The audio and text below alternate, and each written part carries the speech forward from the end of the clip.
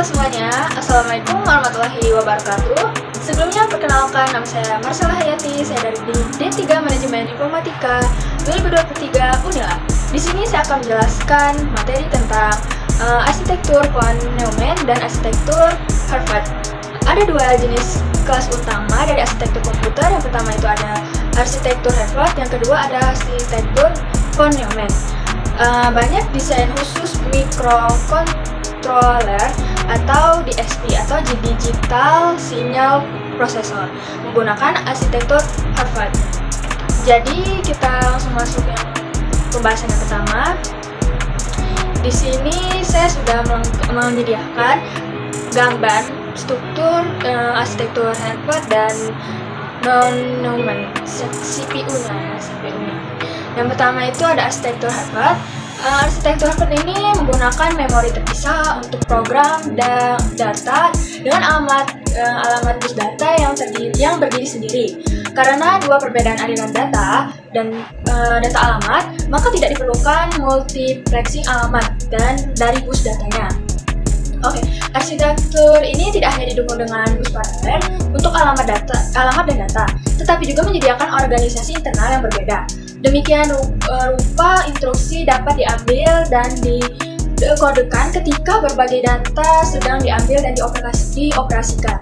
Jadi bisa langsung bersamaan cara kerjanya. Terus pengaplikasiannya maksudnya. Lebih lanjut lagi, bus data bisa saja memiliki ukuran yang berbeda dari bus alamat. Hal ini memungkinkan pengoptimalan bus data dan bus alamat dalam pengeksekusian instruksi yang cepat.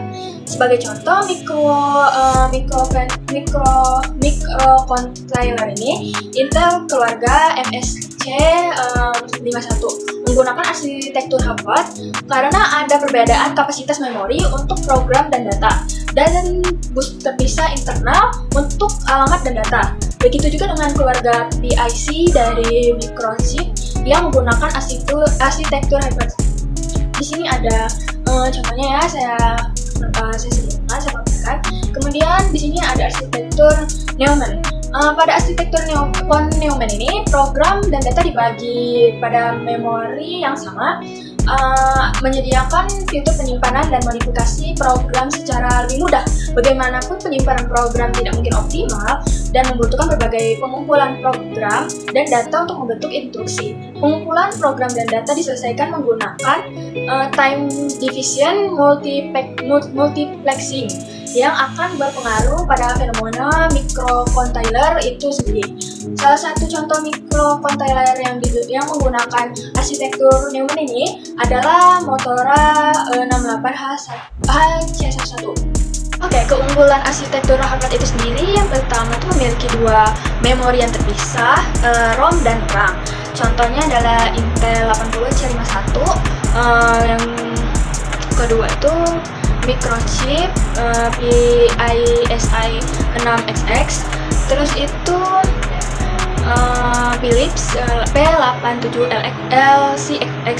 Terus yang kedua itu overlapping pada saat menjalin instruksi bisa terjadi pipeline. Urutan instruksi terdiri dari pembaca instruksi, terus pengamatan, membaca data, eksekusi, baru menulis. Terus tuh ada keunggulan dari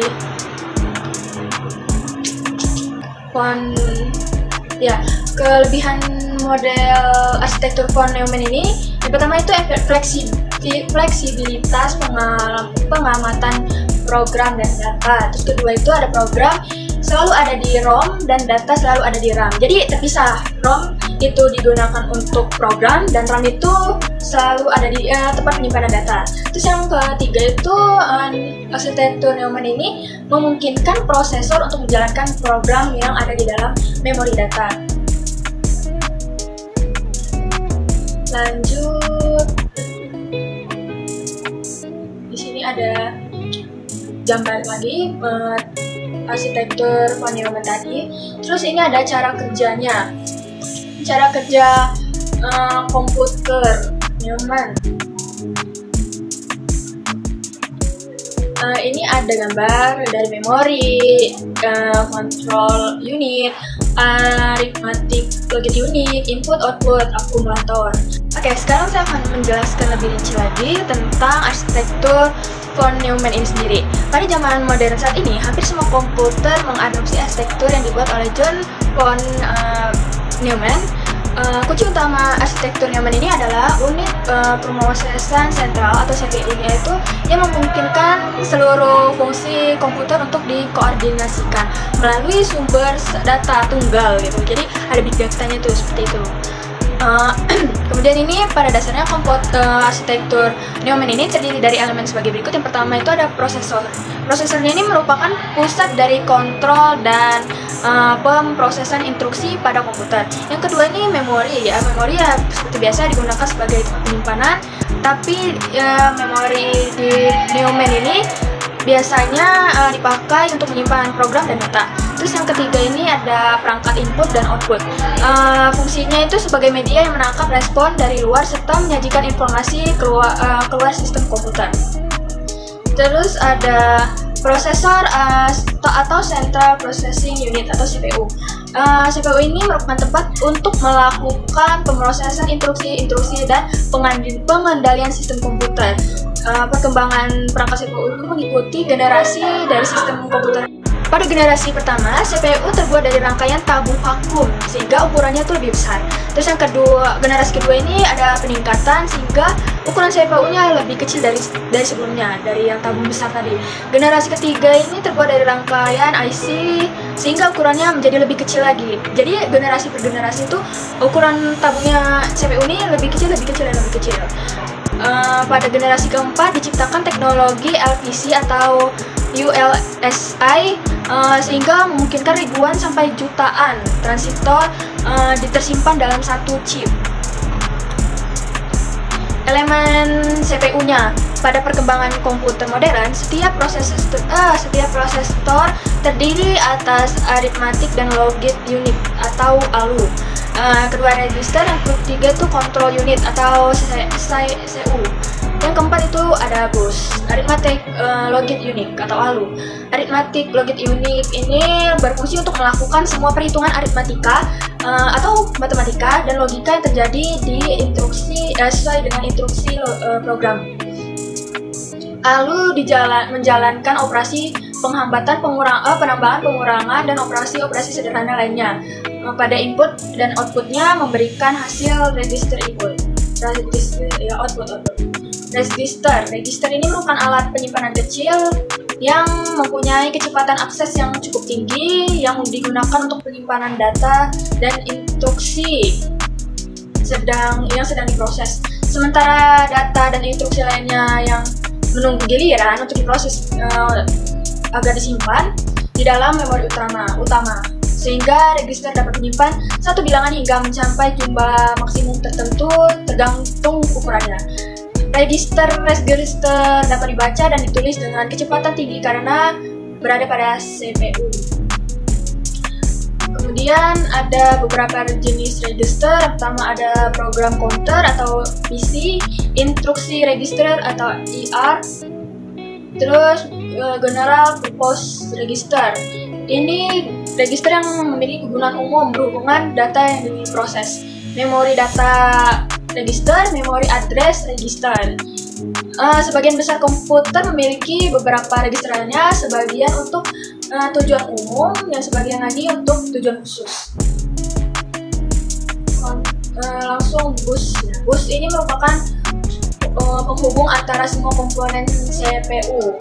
Bus berupa sekumpulan kabel-kabel paralel untuk mentransmisikan alamat atau address, data, dan sinyal-sinyal kontrol. Ukuran kecepatan prosesor ini ada 4. Yang pertama ada Hertz. Hertz ini prosesor modern memakai satuan megahertz dan gigahertz.